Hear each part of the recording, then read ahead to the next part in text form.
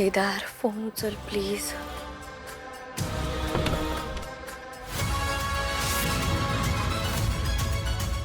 केदार अरे मी कधीचा का सांगितलं मिस्टर खांडेकरांना?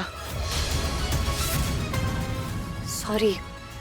हे बघ माझी फक्त एवढीच इच्छा होती की तू आणि त्यांनी दोघांनी मिळून तुझ्या आईचा वाढदिवस सेलिब्रेट करावा. हे बघ मला माहिती आहे जे घडलं ते बरोबर नाही घडलं, असं नव्हतं व्हायला पाहिजे, पण मलाही नव्हतं वाटलं असं काहीतरी होईल. मी तुझा राग समजू शकते. नाही समजू शकत. माझा राग कोणीच नाही समजू शकत. तारिणी, माझ्या आयुष्यात जर मी कोणावर जास्त विश्वास ठेवला असेल ना तर ती तू आहेस.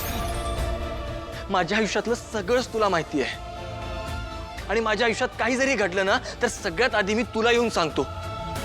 दरवर्षी माझ्या आईचा वाढदिवस मी जसा साजरा करतो ना तसाच या वर्षी सुद्धा करायचा होता मला. का सांगितलंस तू त्यांना मी कुठे येते? केदार अरे मला फक्त एवढंच वाटत होतं की तुम्ही एकत्र वेळ घालवावा म्हणून मी हे सगळं केलं. आणि असं काय करतोयस तू? ते बाबा आहेत तुझे. नाही आहेत ते माझे बाबा. आणि सारखं सारखं माझे बाबा बोलणं ना बंद कर. रादर तू त्यांना ते बाबा म्हणतेस ना ते सुद्धा तुला नाही आवडत. मग का म्हणतेस? आणि तुला म्हणायचं असेल ना तर खुशाल म्हण. मी तुमच्या मध्ये येणार नाही आणि तू सुद्धा आमच्या मध्ये येऊ नकोस. कुठे कमी पडले मी? सांगा ना कुठे कमी पडले मी? अहो इतकी वर्ष तुमचं घर सांभाळलं, तुमचा संसार केला, मुलाला मोठं केलं, आणखी काय करायला हवं होतं मी? सांगा ना. हा अजूनही तुम्हाला त्या बाईचा वाढदिवस साजरा करायचा आहे? पद्मिनी, कुठला विषय कुठे घेऊन जातेस तू? मी फक्त केदारसाठी देवळात गेलो होतो. खोटं बोलू नका. मला सगळं कळतंय. त्याच्या आईचा वाढदिवस होता ना, त्याने हवा तसा साजरा केला असता. तुम्हाला तिथे जायची गरज काय होती? हो गेलो मी तिचा वाढदिवस साजरा करायला तिथे गेलो, कारण माझ्या मनात अपराधीपणाची भावना आहे. तिच्या बाबतीत खूप मोठी चूक घडली माझ्या हातून. आजपर्यंत तुझ्यासाठी आणि युवराजसाठी मी जे काही करू शकलो ना त्यातलं थोडंसं सुद्धा मी तिच्यासाठी आणि केदारसाठी करू शकलो नाही. याबद्दल अपराधी वाटतं मला. एवढं प्रेम होतं ना तुमचं तिच्यावर. अहो मग तेव्हाच हिम्मत करून सगळ्यांना का नाही सांगितलं तुमच्या लग्नाबद्दल? हा का नाही सांगितलं? आता 30 वर्षानंतर तुमच्या भूतकाळाचं ओझं माझ्यावर लादू नका. पद्मिनी, मी असं काहीही करत नाहीये. तोच देवकीबद्दल बास झाला हा देवकी विषय. हे बघा, मी तुम्हाला तुमच्या भूतकाळासकट स्वीकारलंय याचा अर्थ असा समजू नका तुमचं आधी कर्तव्य माझ्याशी आहे. माझ्याबरोबर तुमचं लग्न झालंय आणि आपल्या दोघांच्याही कुटुंबातल्या लोकांसमोर लग्न झालंय. त्या बाई बरोबर जे लग्न झालं त्याला लग्न म्हणता येईल का हो? हा मुळात कुठल्या चांगल्या घरातली बाई एका पुरुषाबरोबर हात धरून पळून जाते? हो, तुमच्या दोघांमध्ये जे नातं होतं ना त्याला लग्न नाही म्हणत, त्याला लफडा म्हणतात. लफडा.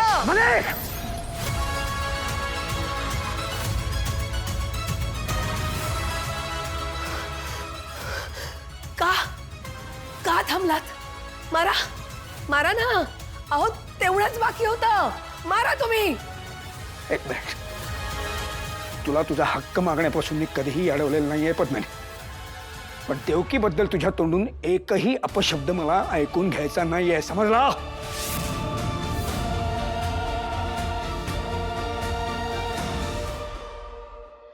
तारिणी, मी तुला खूप वेळा सांगून झालंय की तो माणूस खोटारडा आहे.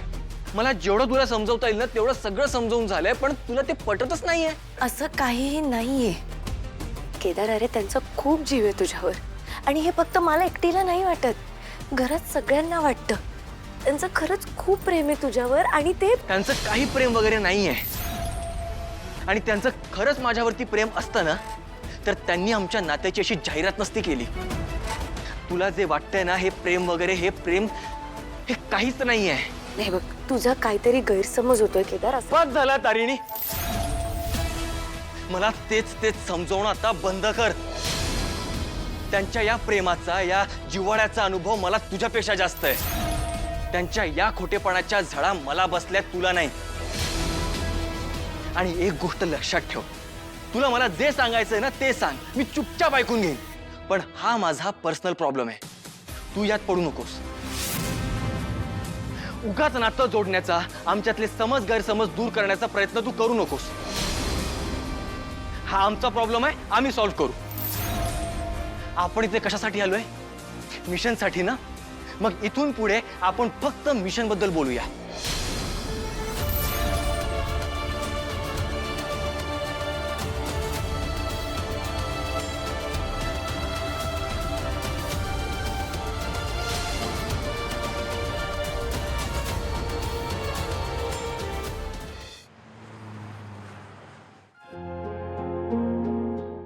बाबा, काय ग बाळा, तुझा छिडका खांदा शांत झाला का?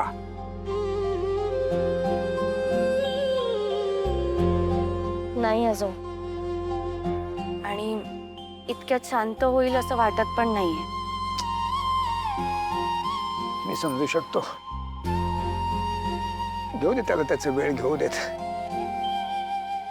करते या सगळ्यात ना चूक माझीच आहे. नाही बाबा, अहो असं का म्हणताय? अहो उलट मी तुम्हाला इकडे सॉरी म्हणायला आले होते. माझ्यामुळे गेलात ना तुम्ही तिकडे, आणि जे नको व्हायला हवं होतं नेमकी तेच झालं. अगं नाही ग बाळा, तू तर आमच्या दोघांमधलं अंतर कमी करण्याचा प्रयत्न करत होतीस. पण खरंच खरंच चूक माझीच आहे अगं. मी त्या सगळ्याची घाई करतोय खूप. बाबा, एक विचारू? तुम्ही का नाही गेलात त्या दोघांना भेटायला? मला माहित नाही माझ्या बोलण्यावर तुझा तरी विश्वास बसेल की नाही. असं का म्हणताय?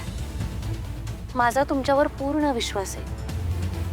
तुम्ही मला सांगा ना, असं काय घडलं होतं नक्की? म्हणजे देवकी काकूंना सोडून तुम्ही इकडे आलात, पण त्याच्या पुढे काय घडलं? काय सांगू अगं, मला परत जायची संधीच मिळाली नाही ग. आमचा दादा गेला आणि मी इथे परत आलो तर दादाच्या पाठचा भाऊ म्हणून माझ्यावर कुटुंबाची आणि कंपनीची दोन्हींची जबाबदारी येऊन पडली. आमची कंपनी तेव्हा खूप लॉसमध्ये गेली होते, पण सगळ्या कुटुंबाची जबाबदारी सांभाळायची होती. त्यातच समोरून पद्मिनीचं स्थळ मला चालून आलं. तिचे वडील आमच्या कंपनीमध्ये पैसे इन्व्हेस्ट करायला तयार झाले होते. त्यामुळे आमच्या वहिनींची इच्छा होती की आमचं हे लग्न व्हावं. पण तुला सांगतो, मी पद्मिनीला भेटून देवकीबद्दल सगळं खरं खरं सांगितलं होतं. हेही सांगितलं होतं की मी हे लग्न करू शकत नाही. पण आमच्या कंपनीचे तेव्हा लॉसेस खूपच वाढत चालले होते. आमची परिस्थिती खूप खालावत चालली होती. डोक्यावर प्रचंड कर्ज चढलं होतं. नेमकं त्याच वेळी एक निनावी पत्र आलं, ज्यामध्ये लिहिलं होतं की मी आणि देवकी आम्ही दोघेही ज्या घरात राहत होतो ना, त्या घराला अचानक आग लागली. त्या आगीमध्ये देवकी